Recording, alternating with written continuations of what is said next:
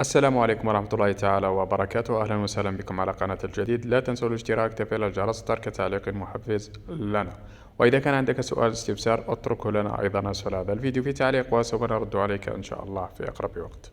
أهلا وسهلا. موضوع اليوم وحلقة اليوم هو كيفاش كيعيط لك واحد تخرج له باللي الرقم تاعك غير موجود. طبعا هذا الكود اللي راح نشوفه في هذه الحلقة خاص بمستعملين شريحة موبيليس. كيعيط لك واحد تخرج له أن الرقم غير موجود، وبعض الأحيان تخرج له باللي الرقم خاطئ. كيفاش نكتب هذا الكود أو هذه الفكرة؟ تبع معي. نتوجه مباشرة إلى لوحة المفاتيح.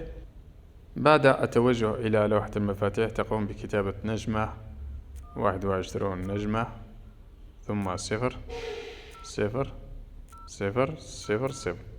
تقوم بكتابة نجمة 21 نجمة ثم 5 أصفار ثم دياز ثم تتصل. طبعا كيفاش تلغي هذا الخاصية؟ دوكا فعلت هذا الكود كيفاش تلغي هذا الخاصية؟ تقوم بكتابة مربع 21 مربع دياز 21 دياز وتتصل. هكذا تلغي هذا الفكرة أو هذا الكود يتم إلغاؤه. أوكي، إذا كان عندك سؤال استفسار خلينا أيضا أسفل هذا الفيديو في تعليق، والسلام عليكم.